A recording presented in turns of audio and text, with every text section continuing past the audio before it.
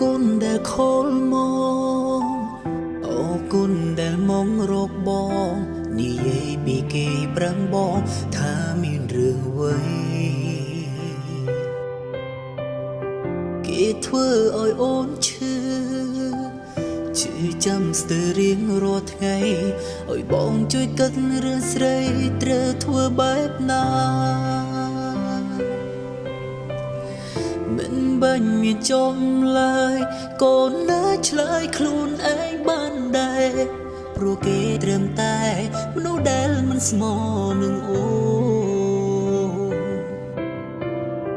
ឲ្យបងត្រូវធ្វើបែបណាបើជីវិតមិនទាន់អងអាឡ័យបងដឹងចិត្តថ្លៃ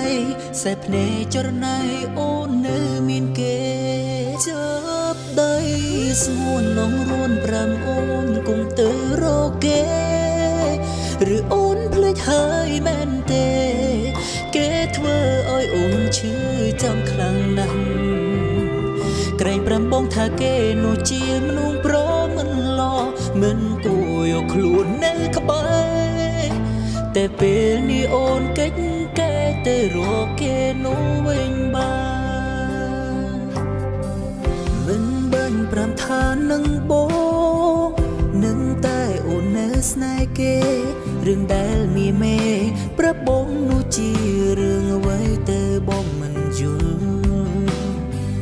ប៉ុននឹងមិនដឹងខ្លួនឬគេធ្វើឲ្យឈឺយ៉ាងណាត្រូវចាំទុកថា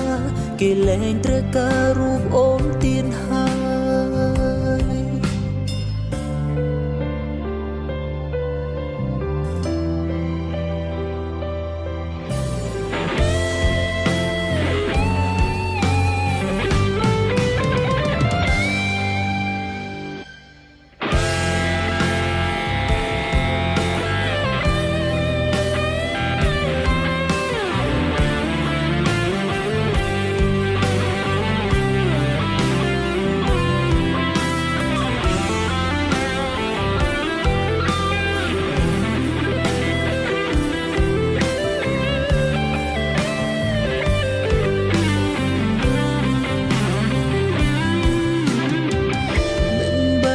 ចំឡើយកូនណាឆ្លើយខ្លួនឯងបានដែរ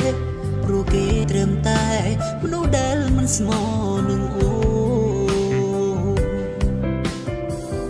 ឲ្យបងត្រូវធ្វើបែបណាបើជីវិតមិនទាន់អងអាឡ័យបងដឹងចិត្តថ្លៃសែភ្នែកចរណៃអូននៅមានគេចាប់ដៃស្ងួននងរួនប្រាំអូនគង់ទៅរកគេឬអូនភ្លេចហើយមែនទេគេធ្វើឲ្យអូនឈឺចាំខ្លាំងណាស់ក្រែងប្រាំបងថាគេនោះជាមនុស្សប្រមិនឡមិនគួរយកខ្លួននៅក្បែរតែពេលនេះអូនកិច្ចកែទៅរកគេនោះវិញបានចាប់ដៃស្ងួននងរួនប្រាំអូនគង់ទៅរកគេឬអូនភ្លេចហើយមែនទេគេធ្វើឲ្យអូនឈឺចាំខ្លាំងណាស់ក្រែងប្រាំបងថាគេនោះជាមនុស្សប្រមិនឡមិនគួរយកខ្លួននៅក្បែរ